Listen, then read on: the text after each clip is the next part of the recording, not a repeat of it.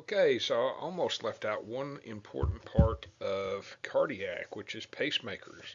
So we're going to talk about transcutaneous, transvenous, epicardial, and permanent pacemakers. Now, pacemakers, uh, you're going to need to read up on these in your Iggy book. If it's 7th edition, it's 36, chapter 36. If it's 34 in chapter 8, also look in your Tabors, 20th edition, and here's the pages on that. That'll give you some ideas on pacemakers, okay? So some things we're going to learn about is what is a pacemaker, what are the indications for a pacemaker, what are the different types of pacemakers, why should a pacemaker sense electrical activity, and what is the NGB code, and what is it used for, and what are the most common pacemaker modes. So some terms you're going to need to know: leads, demand pacing, synchronous pacing, asynchronous pacing, capture, oversensing, undersensing, dual chamber, NGB, VOO, VVI, AAI, and DDD.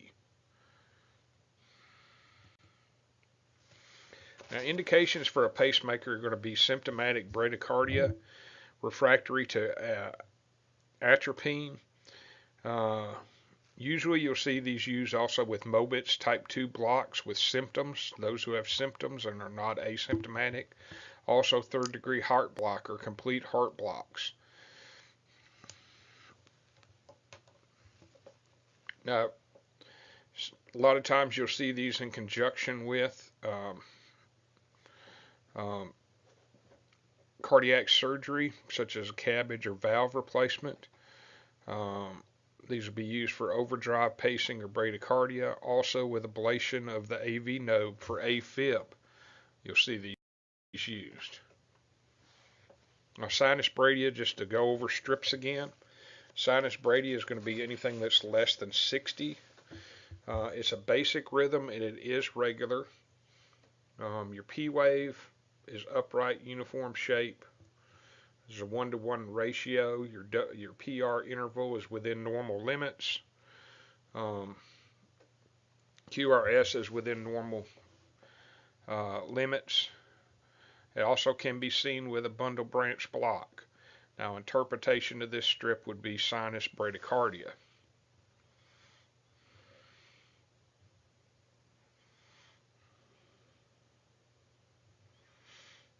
And if you were using the 6-second method, it would be 50 beats a minute.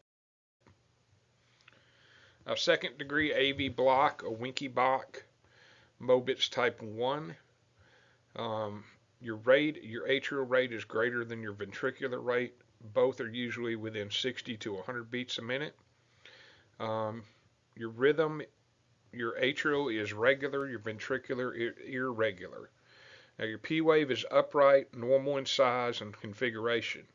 Your PR interval lengthens with each cycle until a P wave appears without a QRS complex, and then the cycle begins again. Now QRS is usually within normal limits. Interpretation of this is exactly what it is a second degree AV block. Remember the song that I taught you guys. Longer than you drop. Now you have a Winky block. And basically what happens is your PR interval lengthens with each beat, with each QRS complex until you finally drop a QRS complex.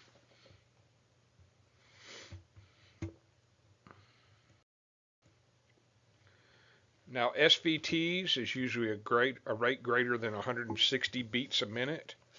Your rhythm is going to be regular. Your P wave is going to be unidentifiable because it's hidden in your QRS complex. Now your PR interval is not measurable. Your QRS is usually normal configuration and duration. This also can be called PAT.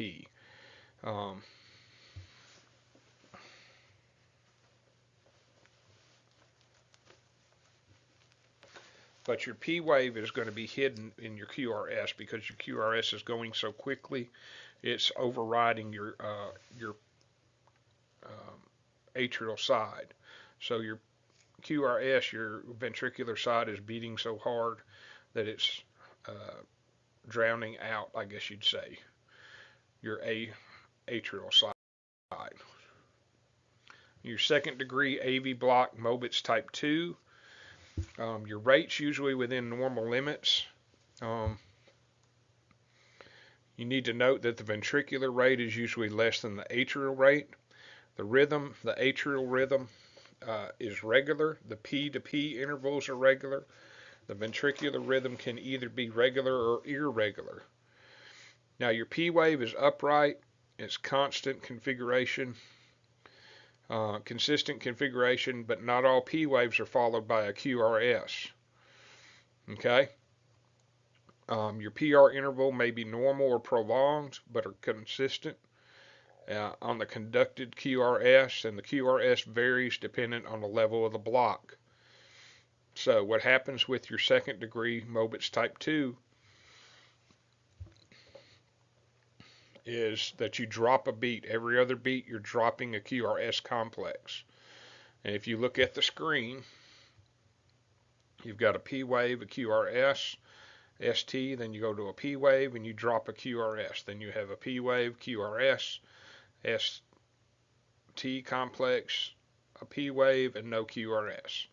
So every other beat you're dropping a QRS complex. That is a second Mobitz type 2 second degree block. Now your third degree block, or complete heart block, your atrial rate's usually 60 to 100. Ventricular rate is dependent upon the initiating of the impulse. Typically it's less than 45 beats a minute. Now your rhythm, your P to P interval is regular, your R to R interval is regular, but there's no relationship between the P waves and the QRS complex. Your P wave is upright, normal size and configuration. Your PR interval is variable. There's no relationship of the P wave to the QRS.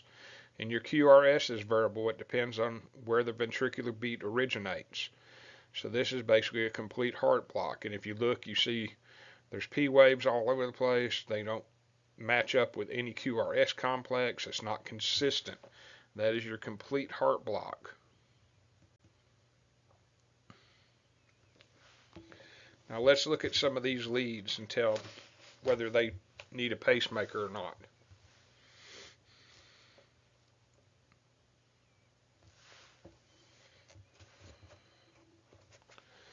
What do you think?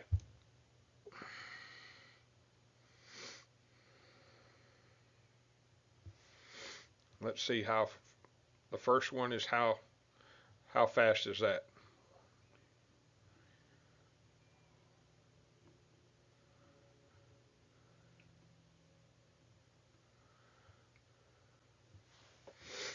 So the top one is a what? What type of a rhythm?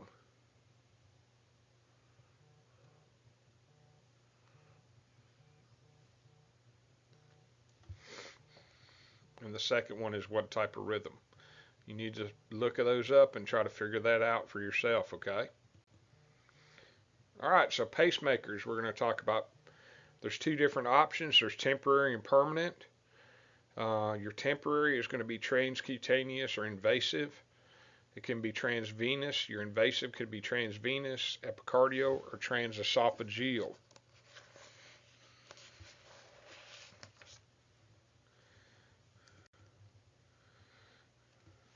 Pacemakers that are transcutaneous, usually used on a crash cart. You'll see the patients will be put up to a lead, hooked up to a lead, and they'll have transcutaneous pacing of the rhythm. This is just an example of some. Here's another example of one.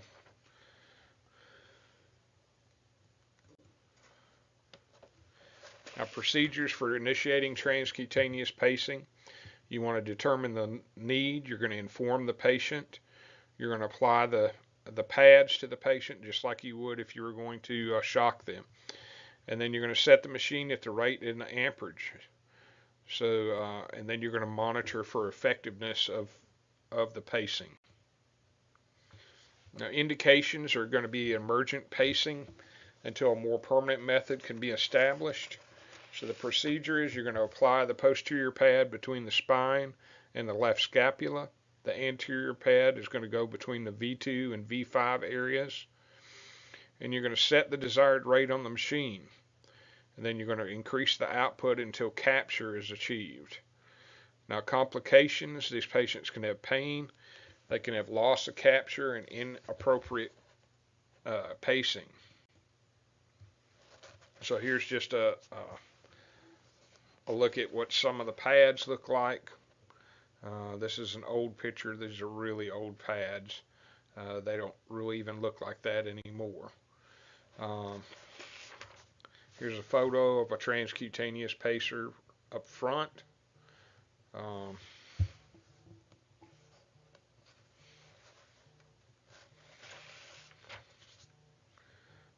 And also another one. So it's set at 60 beats a minute.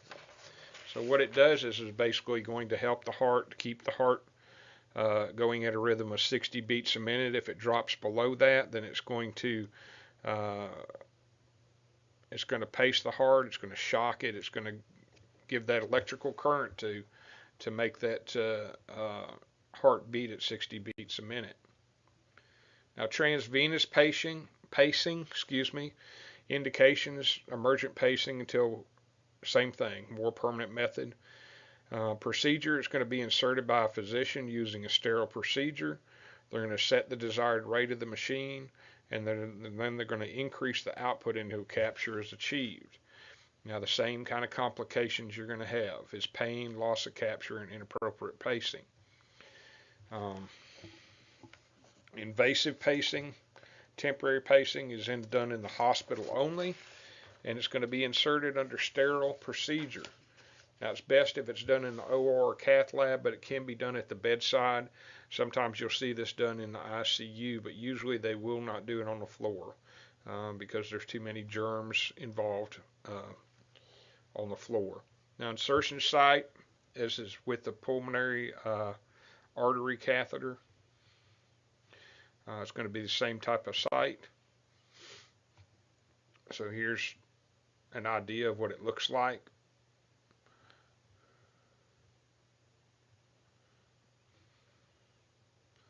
And we're not going to go into too much detail about that, how it's inserted and the different complications. Just know that it is a sterile procedure, and that just like with anything else, you're going to have to do meticulous line care, make sure that it stays in place and does not come out.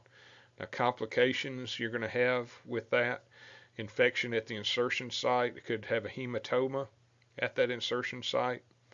They could have ectopic complexes, loss of capture, over or under sensing, diaphragmatic stimulation, and microshocks. These are just some pacing units, external pacing units that they'll use temporarily.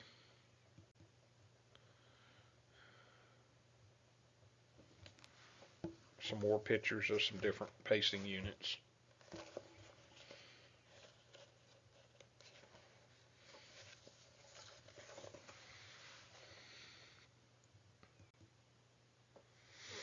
Now, epicardial pacing is usually done with cardiac surgery,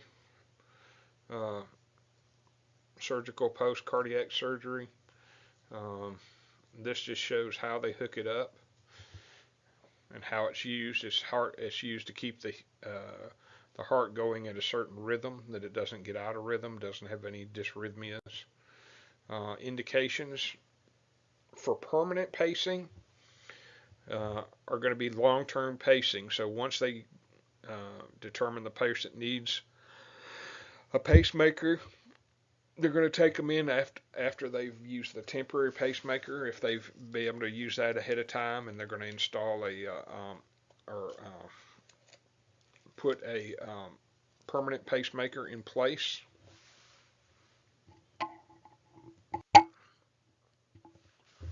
Now this procedure is going to be done in a surgical, it's a sterile surgical procedure that's performed in the OR cath lab.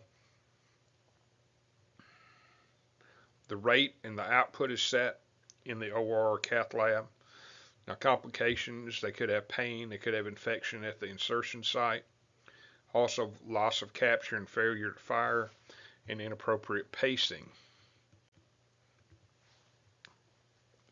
So this goes to show you endocardial transvenous approach and the epicardial surgical approach.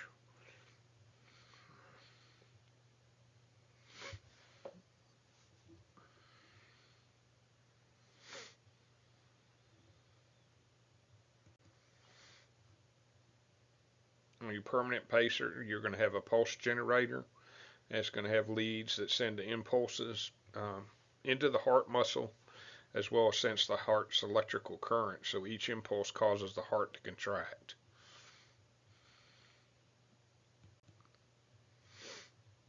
Just some more views of what a permanent pacemaker looks like. Different brands that there are.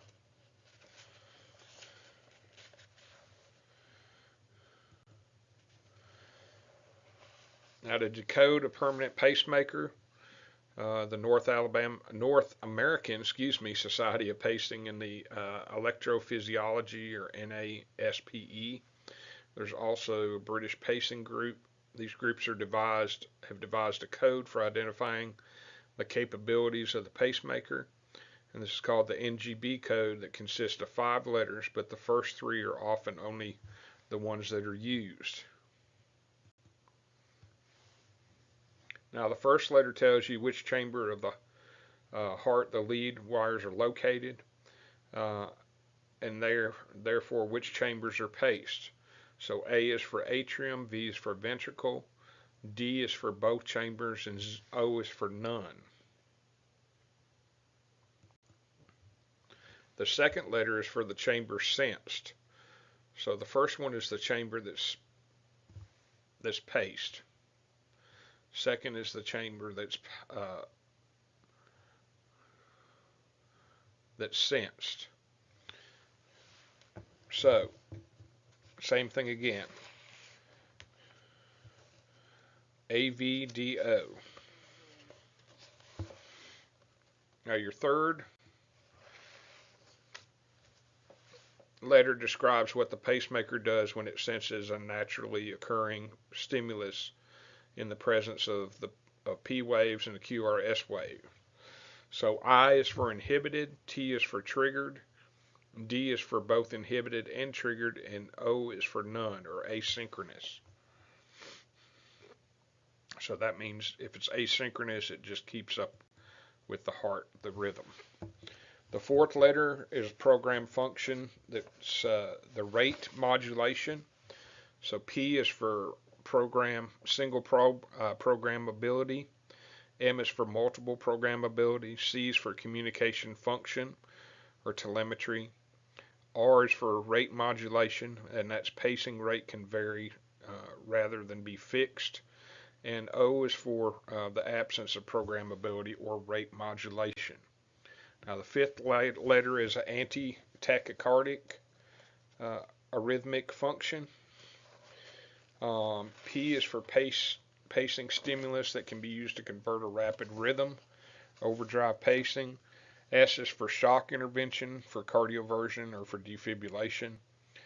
D is for pacing, dual pacing and shock capabilities, and O is for absence of pacing and shock capabilities.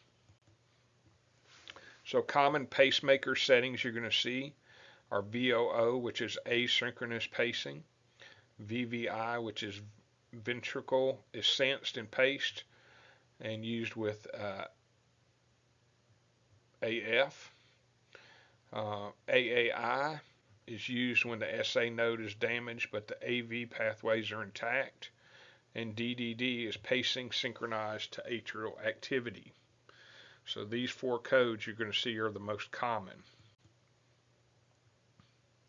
And this just gives you another thing. There's also a handout on the on Blackboard in the content area that describes this also. So it is in your slides also.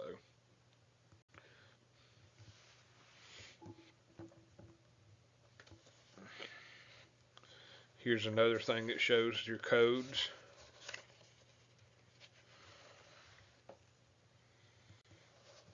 Now, permanent pacing complications. They could have infection at the surgical incision, infection at in the generator pocket, could be failure to fire or capture, and over or under sensing can all take place. Now here's a one that says that's failure to fire. So you see the pacer spikes. These are pacer spikes right here, and there's no pacer spikes. So it did not pick up. It did not pick up and fire like it was supposed to. When you see a long, thin line that's kind of dark, that is a pacer spike. Failure to capture. It's capturing the beats, and then it's not. You see that?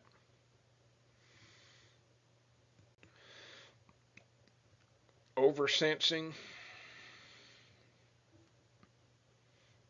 This pacemaker's programmed for a minimal heart rate of 75 with 800 milliseconds between beats. Because it senses the large T wave and the QRX complex, it resets its internal clock, artificially delayed the pace beat for a total of 1200 milliseconds. However, the time between the T wave and the next beat in the program is the programmed 800 milliseconds.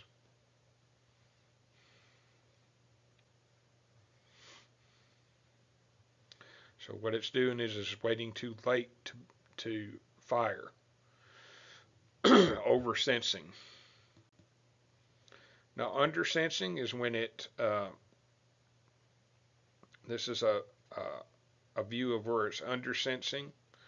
It should be firing at these places, but it's not. So it's not sensing the change. It's not sensing that it needs to fire during those times.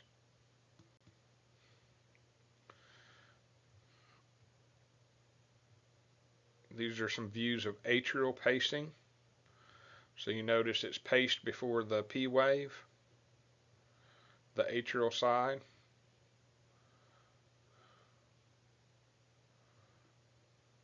Okay.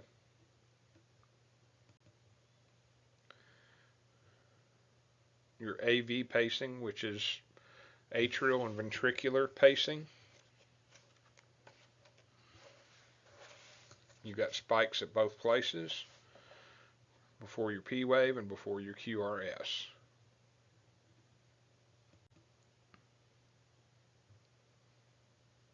So you need to look through these and try to determine what kind of pacing that's done.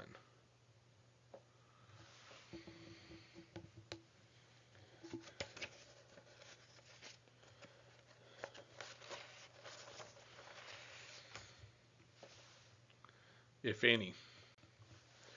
So permanent pacemaker education, you want to teach the patient about meticulous wound care, what type of activities they can do. So you don't want them picking up any type of heavy objects for a while until that wound heals.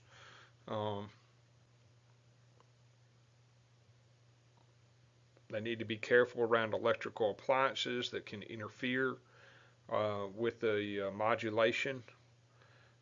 Nowadays, the pacemakers are pretty stable. There's not a lot that interferes with those, except for magnets. Now, they need to stay away from any kind of big magnetized areas. You need to show them basically how to identify what type of, they need to wear an identification bracelet that they have a pacemaker, and they also need to know the settings and the brand. They'll be given a card usually that has what type they have, the serial numbers, all that type of thing, so that when they go in the hospital, if there's an emergency, they can look that up quickly and be able to, if they need to reset it or they need to make any adjustments to it, they can do that. Um, in chart in 36.7 in the 7th edition and 43.7 in the 8th edition will show different things about the education. This is just a copy of some pacemaker orders, some post pacemaker orders.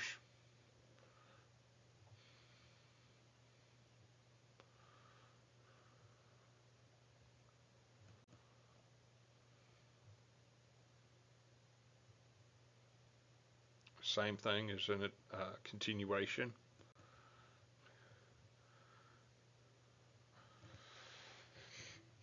And just a little joke there at the end. Craniotabulated pacing is always done in gigawatts. If you're a big Back to the Future fan. All right, so that's it for pacing. You need to know your rhythms, the ones we went over. So your second degree blocks, your third degree blocks, those things that need pacing. We went over cardiac stuff before. You need to remember that stuff. I'm not going to go back over it, but look back over your notes. You'll need to know all the different rhythms because they could be tested on this test, on the exam. Okay. All right, that's it.